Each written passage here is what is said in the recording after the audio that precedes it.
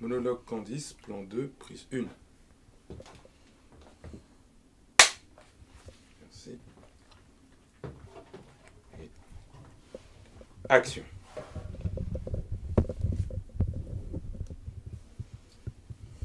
Vas-y Carmen, tu peux y aller. Ah, bonjour. Je m'appelle Carmen. Et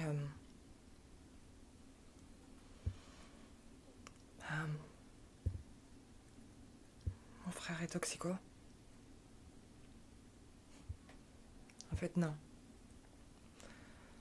Mon frère était toxico. Et je sais pas, ce matin, j'ai senti le besoin de venir parler parce que... Ah oui, non, pardon. Avant de venir à vos réunions, j'étais chef de cuisine.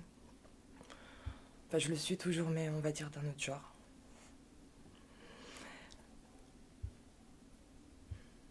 Mon frère et moi, on cuisinait beaucoup ensemble.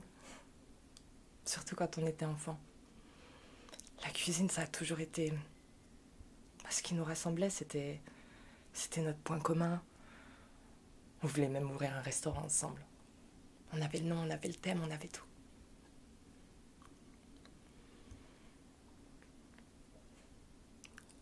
Mon frère, il savait vous redonner confiance en vous. Un peu comme quand j'étais gosse. Si je voulais pas faire un truc, ou si j'avais la trouille, ou si j'étais stressée, il me disait toujours d'y faire face. Pour passer à autre chose. Non. En vérité, il me disait toujours un truc, mais c'est débile. Mais il me disait toujours montre les couilles que t'as pas.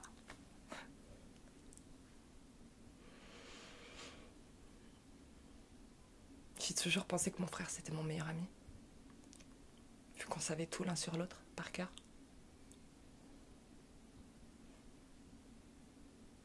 Sauf que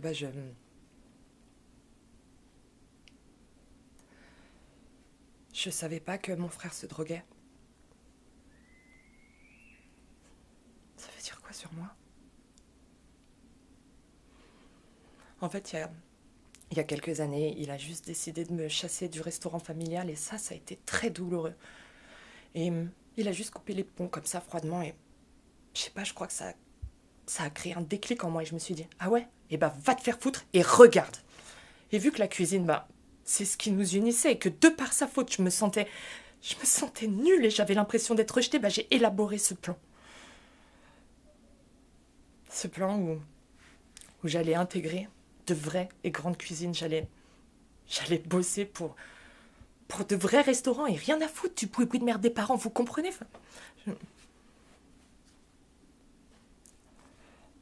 C'est vrai que dit comme ça, là, maintenant, ça a l'air stupide.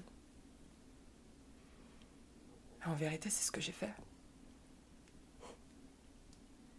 Et j'ai ramassé dans le milieu. J'ai dû effeuiller des herbes, ouvrir des huîtres et des palourdes. Je me suis coupée plein de fois. J'avais de l'oignon, de l'ail et même du piment sous les doigts et dans les yeux. Et surtout, j'avais l'estomac bousillé. Mais en vérité, moi, dans la vie, j'avais que ça. J'avais que ça.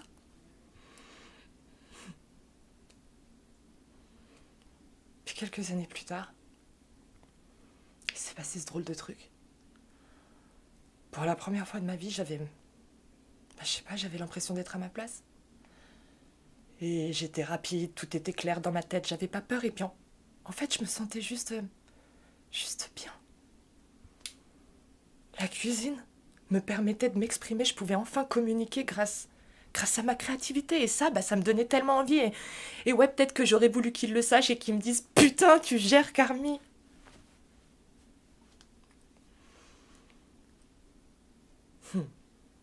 Puis plus il était distant avec moi, plus notre relation se dégradait. Et plus je m'appliquais dans mon taf et plus je m'améliorais. Et moins je côtoyais de monde. Et mieux je me portais. Puis en même temps, la cuisine, c'était un rythme bien rodé, c'était cohérent, c'était exigeant, ça allait à 100 à l'heure. Et ouais, peut-être que j'ai perdu la notion du temps et en fait, il est mort.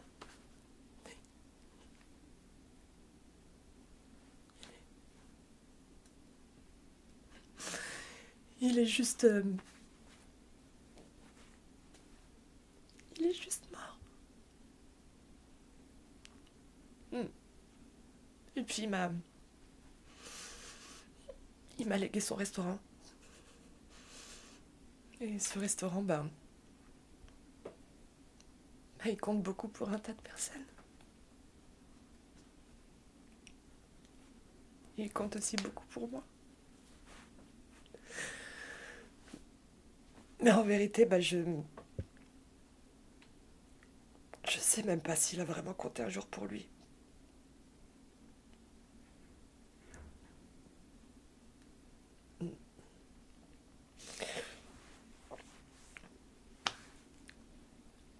Merci.